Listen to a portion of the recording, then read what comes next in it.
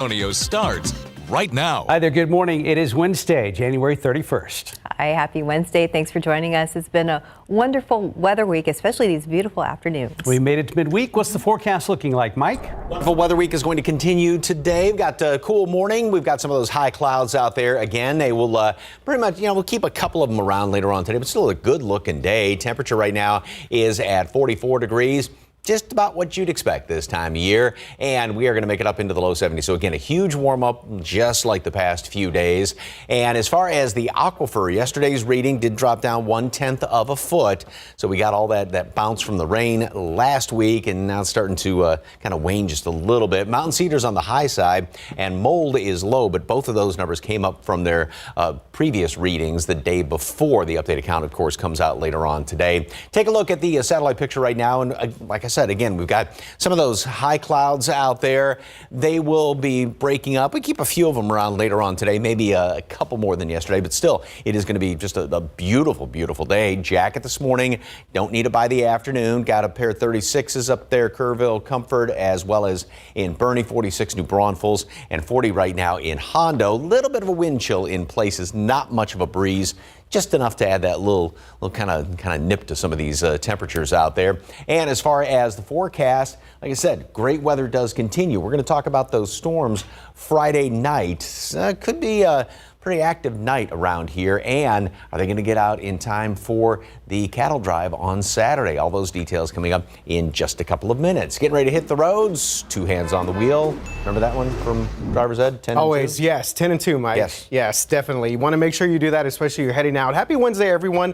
Unfortunately, we do have some activity taking place right now on the southeast side. Look behind me here, TransGuide, our TransGuide camera here at 37 at Pecan Valley. We had an 18-wheeler that caught fire around midnight, overnight hours, and they still have emergency vehicles out there that have blocked the entrance ramp to 37 at Pecan Valley. So they said at last check that they were still kind of just clearing out some of the materials that were inside the trailer. So this was going to be expected to be affecting our morning commute here for the next 30 minutes or so. As we take a look at our maps, you see that traffic is still getting through the northbound lanes of Pecan Valley. Again, this is the entrance ramp to 37. So if you are headed out in this area right now, just keep in mind that you are going to run into some of this activity, especially if you're coming up from Goliad, also up to Pecan Valley Drive. Some other things to kind of let you know about on the northeast side, we have a stalled vehicle being reported 35 southbound at Eisenhower Road, not causing any major issues right now in the moment, but something to keep in mind if you are headed in that direction there. And some ongoing construction here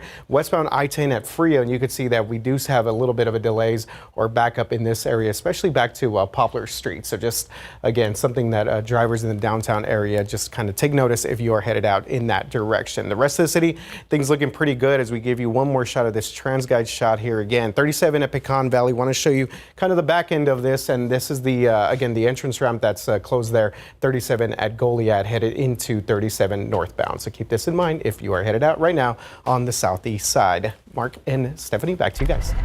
Thank you, RJ. Now to the top story on KSAT.com right now. The Bexar County District Attorney Joe Gonzalez is responding to criticism against his office. He's been accused of being soft on crime, and now there are questions about his office's relationship with a criminal reform group out of Austin.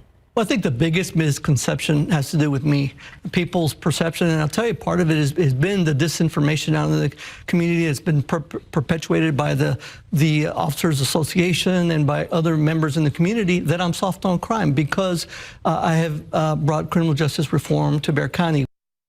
Now, during an interview last night at 6, we asked about his office's relationship with a group called the Wren Collective and accusations of bias brought by the San Antonio Police Officers Association and its president, Danny Diaz. Now, after that interview, Diaz told our Patty Santos he believes the DA should be removed from office. Think about it. If that's what this is, we have a rogue DA because his department can't make the decisions, and he's allowing this organization, or whatever the name of the group is, to have input on that. San Antonio Police Officers Association President Danny Diaz not holding back, calling the influence of an outside criminal justice reform group over the Bexar County District Attorney's Office unethical. The story was first reported on KSAT Tuesday at 6 p.m. The citizens of Bexar County and the city of San Antonio should be very upset that this is even happening And here again, it goes back to fairness. The police union has been critical of the district attorney's office over the release of repeat offenders, charges against officers, and a bias against SAPD in 2 recent mistrials. On Tuesday's KSAT Q&A, Joe Gonzalez addressed some of those concerns. There's no bias against San Antonio police officers from what you have been able to find. I don't want to put those words in your mouth. Absolutely not. Quite the opposite. He mentioned something about due process. That's exactly what this is. It gave him the due process to then come back to fight another day. So a denial of due process would have been my prosecutor sitting on this evidence and failing to disclose it and going forward with trial, which could have potentially ended up in a conviction. Gonzalez says the friction began when his office created a civil rights division and a misconception created by the police union that he's soft on crime. It's politics. They're playing politics because they want me out of the office, because they don't like having the civil rights division. They don't like members of their departments to be held accountable. Patty Santos reporting. All right, many of you commenting on this story right now on KSAT.com. One person wrote, quote, "Well done, KSAT. Please submit a request for his personal email. Any business conducted is subject to open records requests regardless of the purpose of the account. DA Joe Gonzalez should resign. He is highly ineffective at pursuing justice in our community, which he has proven over and over again," end quote. We want you to know that KSAT has indeed filed a public records request for those emails. Another viewer commented, a DA is elected but uses a company to advise him on his legal cases and how to proceed. Well, the DA should be investigated for misconduct if he shared criminal information with someone outside his office. We'd like to know what you think. You can leave your comments on this developing story as well. For a deeper look at the text conversations between the Wren Collective and our DA's office, this story is available on KSAT.com. And this morning, San Antonio police are looking for the driver in a deadly hit-and-run crash. Police say a man was hit while crossing Highway 90 near Loop 410 around 8:30 last night. Officers at the scene say the suspect did not stop. They believe that person may have been driving a white pickup truck. The victim has not been identified. And now to an Amber Alert for 14-year-old Scarlett Smith, and authorities say she could be in danger. The Gonzales County Sheriff's Office is looking for her along with a man they've named as a suspect. 22-year-old Barry Van Mersbergen. Officers say he may go by the name Ben. They were last seen over in Gonzales, which is between San Antonio and Houston. Now, the suspect was last seen driving a tan 2012 GMC Terrain with a Texas license plate 3RVWG. If you know anything, please call the Gonzales County Sheriff's Office. Time now is 5:08 and 45 degrees for now. Just ahead, why some of your favorite songs on TikTok may no longer be available soon. And let's look out there with live cam. Don't be fooled by these afternoon temperatures. You still need a jacket in the morning. We're at 45 degrees. We'll be right back. 5:11, President Biden officially making a decision on a military response to the deadly drone attack that killed 3 Americans in Jordan. This morning, the Biden administration is blaming Iran-backed militants. And as ABC's and Wynn reports, the question remains whether it will deter future assaults.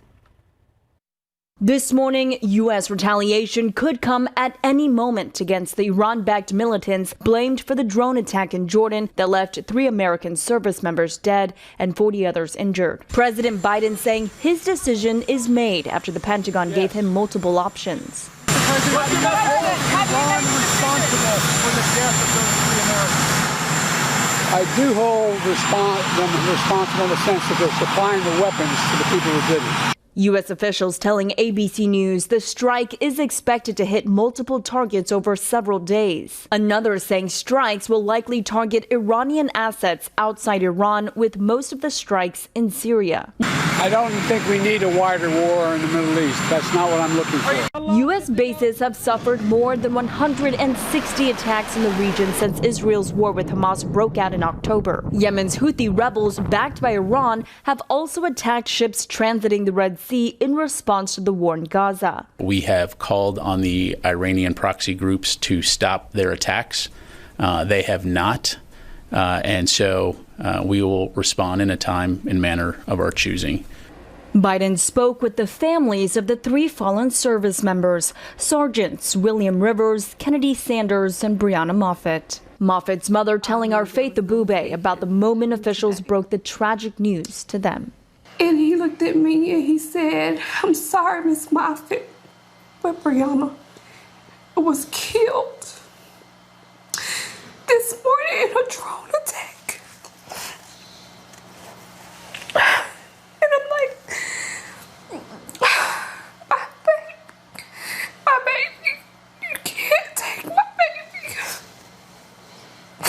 The families of the soldiers killed in the attack will be at Dover Air Force Base Friday when the bodies of their loved ones return to the U.S. The White House says President Biden will also attend. In Washington, M. Nguyen, ABC News. 513, 45 degrees. Let's look out there with TransGuide. Looks like there might be some more problems out there at I-37 at Pecan Valley. We're going to get a check-in with RJ Marcus very soon. If you're 55 and up, T-Mobile has plans built just for you. Like 2 lines of unlimited for just $27.50 a line. That's half the price of Verizon or AT&T. So switch to T-Mobile and save.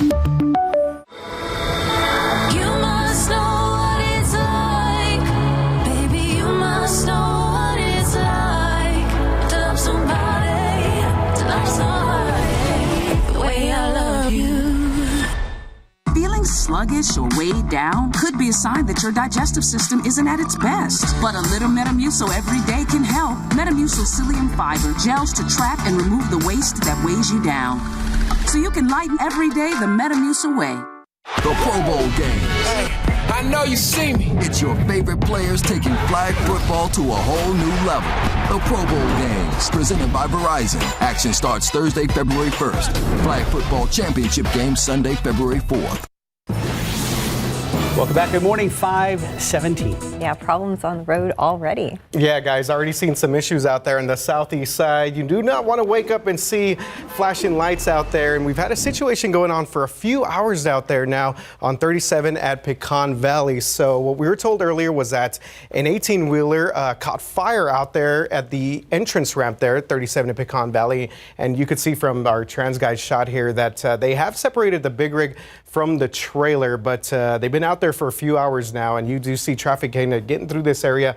But again, if you are headed out here, something that you're definitely going to have to deal with if you are trying to get onto 37 at Pecan Valley Drive. And one more quick look here. This is how it looks there at 37 at Goliad. Again, the entrance ramp right there has been closed off there. We had an 18-wheeler fire that's been taking up a lot of our emergency cruise time this morning. Want to let you know about a stalled vehicle here, 35 southbound at Eisenhower Road. Traffic moving pretty good in that area there, and some overnight lingering construction taking place here westbound at Frio there in the downtown area. All right, so we were talking about emergency vehicles, and this is actually something that we see every morning. You just saw it right there. Cars or trucks broken down on the side of the highway. So this can be dangerous not only for drivers, but for people that provide all of these roadside assistance. Now, new data from across the country highlights the dangers these providers are actually facing. So this new study by the AAA Foundation for Traffic Safety shows 123 tow truck drivers, mobile mechanics, emergency roadside technicians, and safety service patrols, like those KSAT hero workers, were fatally struck on the job from 2015 to 2021. This data also shows that the majority of the deadly crashes happen in areas where the speed limit was over 55 miles per hour and actually in good weather. In nearly 2/3 of the crashes, the vehicle that was involved in the crash had already started to depart their lane. And so this really speaks to factors such as distraction, fatigue, impairment as being involved in these sorts of crashes.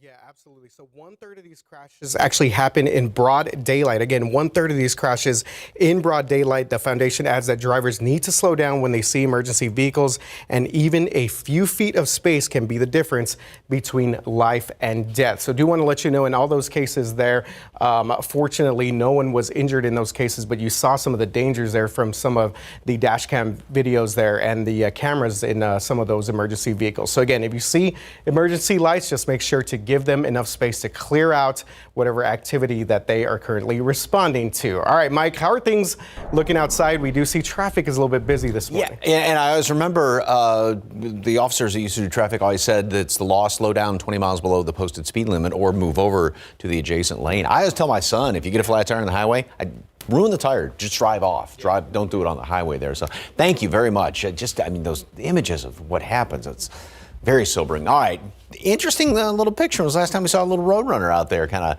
bebopping around. Enjoyed the nice weather yesterday afternoon. It was great to take a walk in the afternoon. It is chilly this morning, no jacket later on, and really can't see it too well in this picture, but we do have some of those high clouds hanging around here.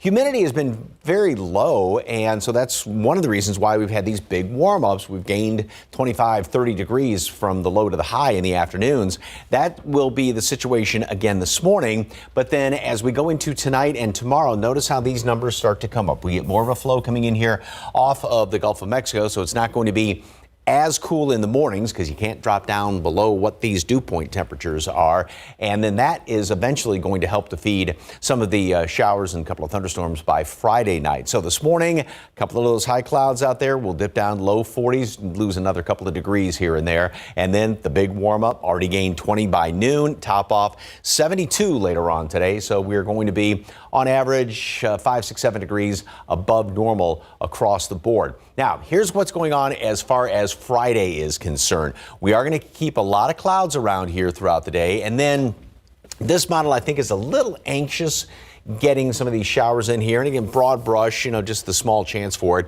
This has things late in the afternoon, but I think really starts to kind of develop, as you'd say, going into Friday night. Showers, thunderstorms, potentially some heavy downpours. That's going to be the case overnight into early Saturday morning, but still optimistically, a lot of that's going to be out of here by the time we get into the Western Heritage Parade and cattle drive. It's going to be very wet overnight, though. There's also an outside chance some of those storms could be strong. High winds and hail. This is the one on a scale of 1 to 5 around the area, and this would be, again, late Friday night, and could see some decent downpours as well. So this is the next 5 days, but basically is all Friday night. So we're looking at perhaps half an inch to an inch of rain here, more further on off to the east. So you might have a pretty hefty downpour Friday night.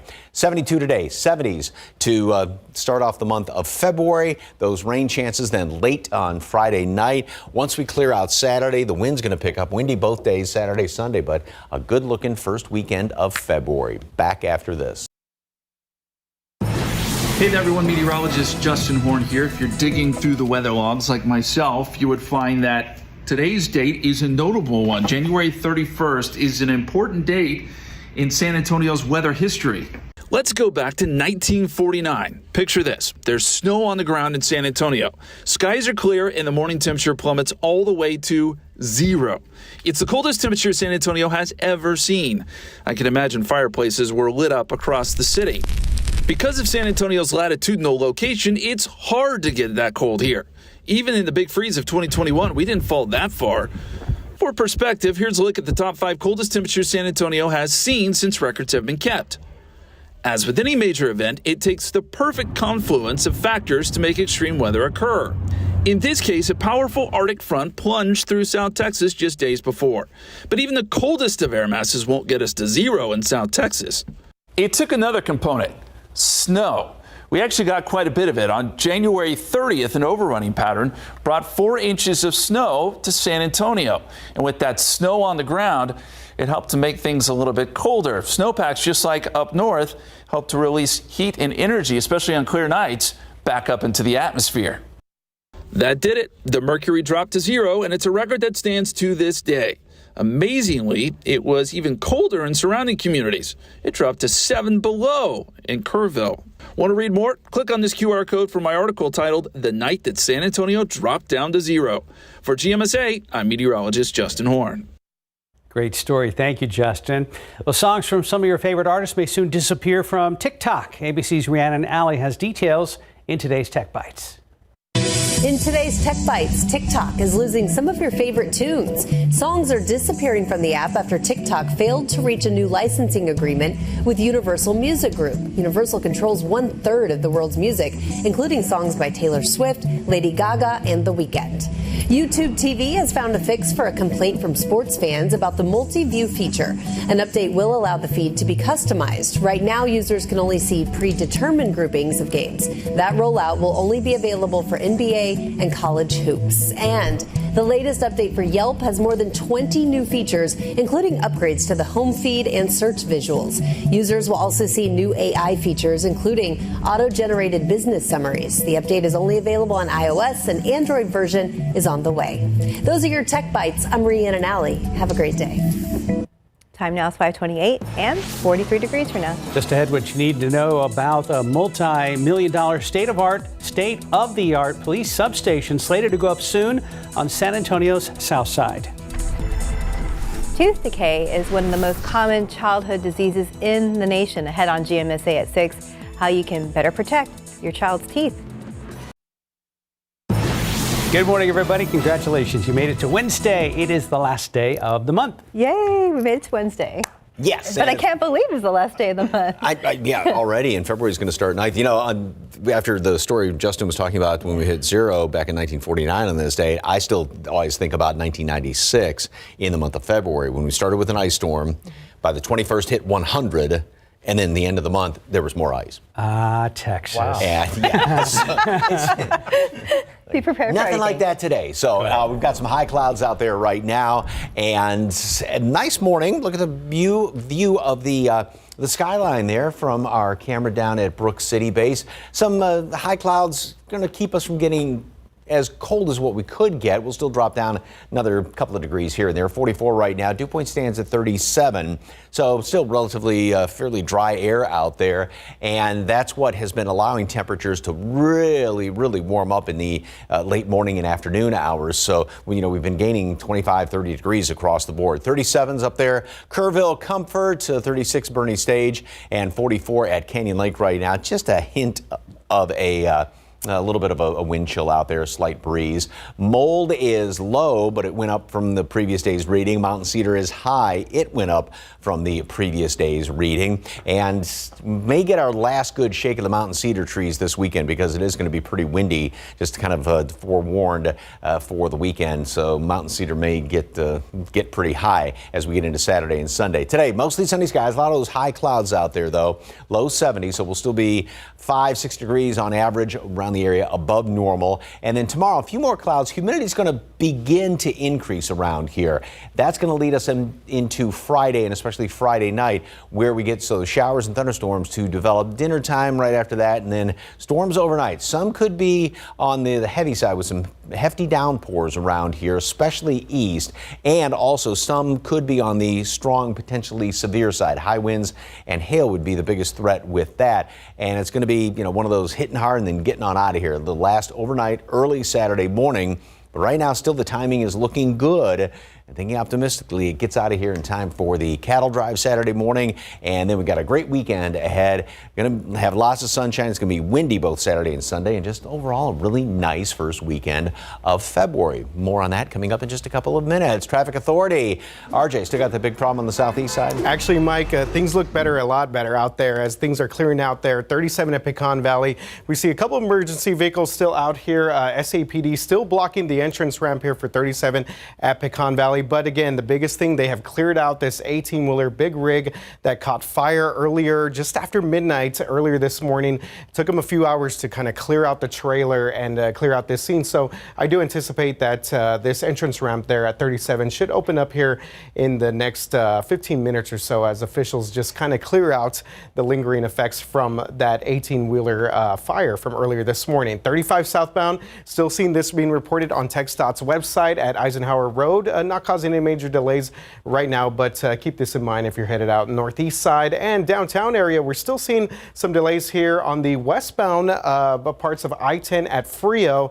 Now, interesting, TxDOT's not really showing this anymore, so it'll be something that probably clear out here in just a bit. I'm just waiting for our traffic maps to kind of catch up with some of the traffic flow in that area. But again, downtown seen a lot of construction taking place over the past couple of days or so. This just popped up on our map right there, 1604 at Judson Road. So I'll do a little bit more investigating, see if it's anything else to be a little bit worried about. But again, northeast side in the Live Oak area, 1604 Judson Road, just something to keep in mind if you're headed in that direction. Mark and Stephanie. Thank you, RJ. A multi-million-dollar state-of-the-art police substation is slated to be built on San Antonio's Southside, but well before they ever break ground, the city of San Antonio is asking for community feedback. Last night was the second meeting for the 2022 bond-funded substation set to go up on South Flores. Community members in that area have expressed a need for an increased police presence in order to better handle crime and homelessness. The city continues to grow, and the Southside traditionally has been neglected. It hasn't been focused on. Give your input. If your expectation is to go in there and to talk to a detective, you need to let us know that. If your expectation is to go in there and to get a report, you need to let us know. District 3 Councilwoman Phyllis Villagran explains there's still a lot to be determined before a plan is finalized, and they are asking residents to attend future meetings. The date for the next one is still to be determined. Now to the crisis at the border. House Speaker Mike Johnson says a bipartisan border deal is officially dead. That's according to Republicans who attended a meeting with him yesterday. And as CNN's Amy Kiley reports, Johnson's office says he'll address the matter at length today.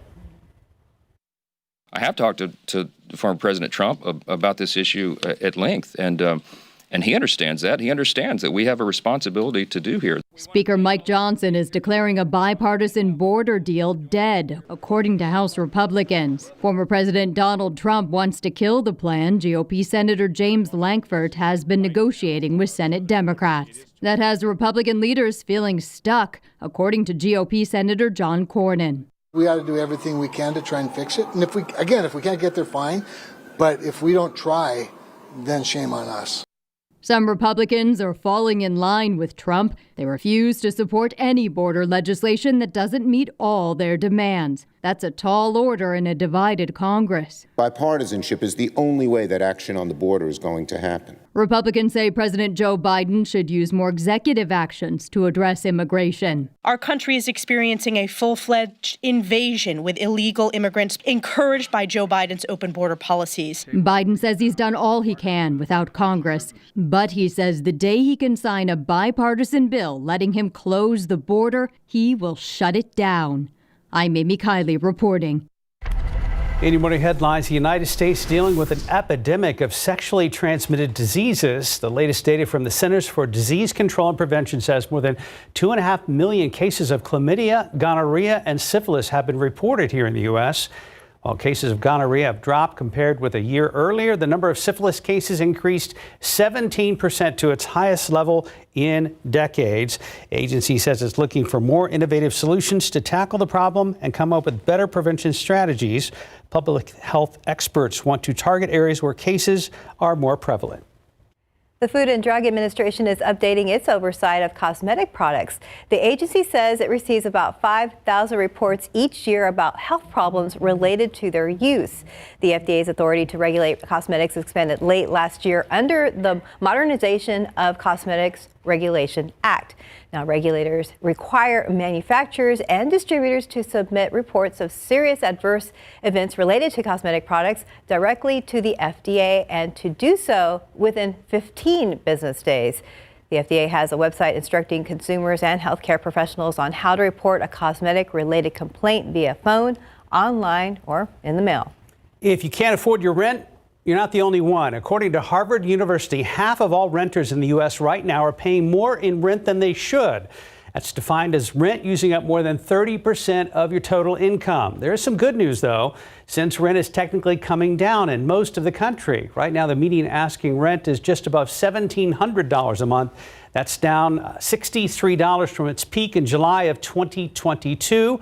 Of course, that varies from city to city. In San Antonio, according to Apartments.com, the average rent for a 3-bedroom home is right around $1,700, which actually isn't too bad. Yeah, well, some of them. Some of them. Some of them. Compared to like apartment prices in some even bigger cities, which are just outrageous. Yeah. 539, 45 degrees. Up next, how a group of concerned citizens is helping to shape the future of one of the Alamo City's most beloved parks. Let's go back outside with live cam. Another cold start, mid-40s here in town, colder out in the countryside. And you are all watching GMSA. It's part 2 in a series of community-driven input meetings to help shape the future of one of the city's most beloved areas, Breckenridge Park. Last night, community members were invited to hear the results of a survey. And so far, thousands of people have been able to offer up their opinions on what's most important when it comes to maintaining the park. So the community can see and hear directly from this group, we listened, we heard your concerns, we're making changes to this evaluation criteria. Ultimate goal is to use that evaluation criteria to then prioritize projects in the park. Some of the feedback for the future of the park include removing invasive species, having free access to recreational activities, and permanent maintenance funds. The time now is 5:43 and 45 degrees from now. Up next, our friends from the Animal Defense League are here with a kitten that needs a new home. And let's look out there with TransGuide, looking at I-10 at Woodlawn, where things are moving right now. We're going to get check in with RJ Marcus to see how the rest of the roadways are looking. Well, Felicia's here at Animal Defense League, and oh my gosh, this is the most beautiful little kitty. Who is this? This is Lollipop, and he is a very special 3-month-old little kitty, Siamese, absolutely gorgeous. Softest fur you've ever felt. Right, oh my gosh, and so he is blind, but he is a bonded pair with his brother Starburst, and so they are to go together once they get adopted. And you said his brother's kind of like his little seeing eye kitty. Exactly. Oh, that's the sweetest little thing in the world. I know, they're so cute. In our teen room, which is where they live right now, they're just always cuddled up together, snuggling and just loving on each other. It's so adorable. So they're going to be so cute. And his brother looks nothing like him. He's a orange and white kitty, but both super, super sweet, ready for a loving home. You know, and that's the thing too, with cats, they'll use the same litter box and basically, and in this case, definitely take care of each other and play with each other. So it's no different than having 2 kitties out there. So exactly. Yeah, so they will be going together, obviously. Yes, so, definitely. Okay. We'll be going together. And like you said, it's just a great chance to have those 2 kitties there together. They can play together, snuggle together, grow up, and just have a wonderful life together. So his coat is just absolutely wonderful. Well, if you'd like more information about little Lollipop and his brother, head on over to 11300 Nacogdoches or go to their website, adltexas.org. Thank you, dear. Thank you. All right. Yeah, that was very interesting, Mike. What'd you say, a seeing eye? She had called it kind of like his brother's his little seeing eye kitty. There you go. Yeah, I like that. Seeing eye kitty. All right. All right. Hopefully we get Lollipop and the brother. Good home there. US 90 Nogalitos behind me. Traffic moving pretty good in that direction. Both directions. In fact, there 90 at Lackland. Same situation there as well. A couple of stalls to let you know about. 35 southbound at Eisenhower Road. We've been seeing this over the past, but I want to say 30 minutes or so. This just popped back up on TxDOT's website. So they had cleared it, and it appears as if we still have some activity taking place there. Further northeast side, looking at another stalled vehicle, Loop 1604 at Judson Road, not causing any major delays right now. So the rest of the city, things looking pretty good for the most part. All right, we had this just pop up on our maps right now. I'll check that out and give you an update here in just a bit. But biggest thing is we had cleared out that 18-wheeler fire that was on 37 northbound there at Pecan Valley. So everything else looking pretty good across the city of San Antonio. Not looking great. Gas prices here. So saw another increase overnight. I believe it was a 7-cent increase from the average gas price from just yesterday. So we're up to $2.92 across the city of San Antonio. And that's actually 7 cents higher than the statewide average, still obviously under the nationwide average. But we've been seeing these gas prices kind of tick up here for the past couple of weeks or so. In fact, I just saw some gas the other day at $2.99. So yeah, not looking great out there. So if you could find it in the low 290s, then that would be, I would say, take advantage of that. Yeah, I've seen near 3 again myself. Yep. I hate have to keep my eye out. When do the summer blends come in? You know, like what? May? Yeah, May or something like that. But anyway, back to those kitties. We recorded that yesterday. Next week we're going to show his brother. And like she was talking about, they don't look anything alike. I mean, that long-haired Siamese, which is gorgeous. Yeah. And he is kind of a medium-haired. The brother is kind of medium-haired, kind of white with a little bit of orangey, light orangey. But yeah, I mean, just the sweetest little story. Lollipop and Starburst. And they just are, sticking together. They're little brothers. So, sweet story. All right, take a look outside. It was a gorgeous afternoon yesterday. Just a few high wispy clouds. Beautiful day. Go out and take a walk, a stroll around Woodlawn Lake. Those few wispy clouds. And a couple of birds enjoying that. Look at how, that lake is just so beautiful out there. Thank you very much for that KSAT Connect picture. All right, here's a good view of the skyline, and all the buildings downtown obviously are lit up. We do have a few high clouds hanging around here, which you can see on the satellite picture. It looks a lot like yesterday's did, and we'll keep a few of the high clouds around, maybe a couple more than yesterday, but still it's going to be warm and even a little bit warmer than yesterday. We did hit 71. We're going to be up to 72 today. Again, another day where we gain 25, 30 degrees over the course of the morning. We're going to drop down maybe another degree or two this morning, 64 at noon, just like yesterday, and up to 72 later on this afternoon. And as far as what's going to be coming up, here's what it looks like with the upper level steering wind. So we're in this kind of ridge right now here. So that's why things are on the warm side. We still have dry air in place, which is what is allowing low temperatures to drop down. And that's going to be the case the next few days. Humidity starts to come back in here tomorrow. More clouds on Friday as we get more of this moisture coming on in here. And then that low starts to influence us. And I know it's well off there on the West Coast, but it's all part of this huge, huge trough. And as this moves on in here, and this is what we call one of those negatively tilted troughs. It's kind of leaning back that direction.